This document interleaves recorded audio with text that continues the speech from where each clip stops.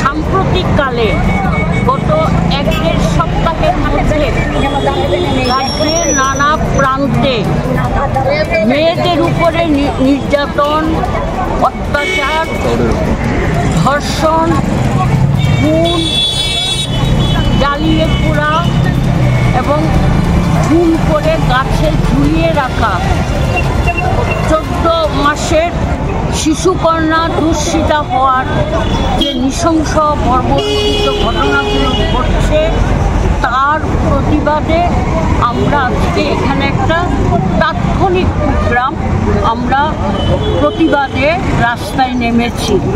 পরবর্তী সময়ে আমরা আরও বৃহত্তর আন্দোলনে যাব। আজকে আমাদের সংগঠনের তরফ থেকে বিরানিয়া মহকুমা তারা এসপির কাছে, ওয়েস্ট ডিস্ট্রিক্টের সুপারিনটেন্ডেন্ট অফ পুলিশের কাছে তারা ডেপুটেশনে গিয়েছিল 7 জন প্রতিনিধি।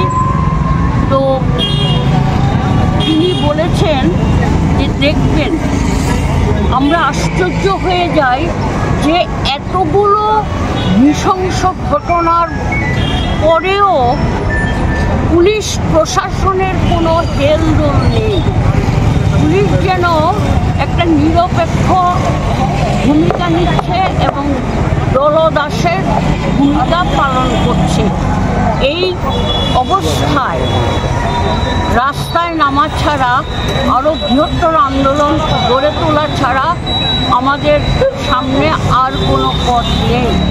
তার জন্যই আজকে আমরা এই কর্মসূচিটা গ্রহণ করেছি।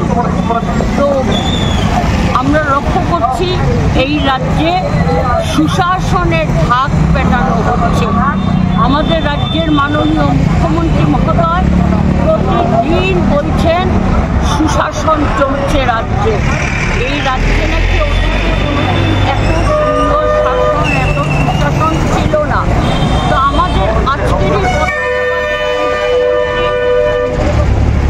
ডক্টর মানিক সাহা মহোদয়কে জিজ্ঞেস করতে চাই, প্রতিদিন মেয়েদের উপরে যে এত অত্যাচার, এত নিপীড়ন, এত নৃশংস বর্বরোচিত হত্যাকাণ্ডগুলো ঘটে চলেছে, সেগুলো কি তিনি লক্ষ্য করছেন না বা দেখছেন না, নাকি তার দৃষ্টির বাইরে এগুলো ঘটছে?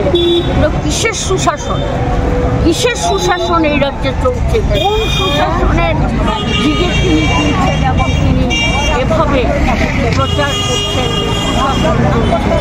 এটাই আমাদের বক্তব্য। আমরা মনে করি এই রাজ্যে একটা অরাজকতা রাজত্ব কায়েম হচ্ছে। গোটা প্রশাসনটাকে তুলে দেওয়া হয়েছে দুর্বৃত্তদের হাতে। কোনো গ্রেপ্তার নেই, কোনো বিচার নেই, একজন আসামিও শাস্তি পাচ্ছে না। নামকস্ত 2-4 জনকে গ্রেপ্তার করা হয়। এই ঘটনা আমতলীতে গতকালকে RK নগর, রাধাকৃষ্ণনগর আমতলী এলাকায় যে ঘটনাটা ঘটলো, একটা মেয়ে, বিশ্বকার সরকার নামে একটি মেয়েকে সেখানে খুঁজে পাওয়া যাচ্ছিল না। বাড়ির মানুষ, তার আত্মীয় পরিজন, পরিবারের লোকজনেরা খোঁজাখুঁজি করছিলেন। শেষ পর্যন্ত কালকে, পরশুদিন থেকে মেয়েটাকে পাওয়া যাচ্ছে না। কালকে বিকেলবেলা তাকে একটা গাছে ঝুলানো অবস্থায় পাওয়া গেছে। আসলে তাকে খুন করে সেখানে ফাঁসি কাস্টে ঝুলানোর মতো করে সেখানে আত্মহত্যার কেস সাজানোর দৃশ্য দেখানো হয়েছে। এগুলো হচ্ছে গোটা রাজ্যে।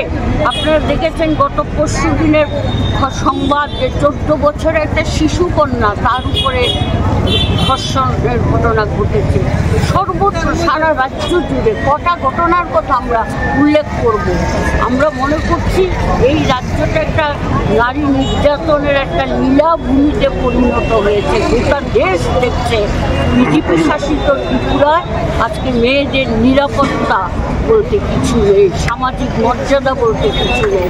এখানে মেয়েরা যথেষ্টভাবে যত্রতত্র সর্বত্র মেয়েরা সেখানে আক্রান্ত হচ্ছেন, নির্যাতিতা হচ্ছেন, তাদের উপরে ধর্ষণের ঘটনা ঘটছে, গণধর্ষণের ঘটনা ঘটছে, নির্যাতন নিয়ে মহিলাটিকে পুড়িয়ে মারা হলো।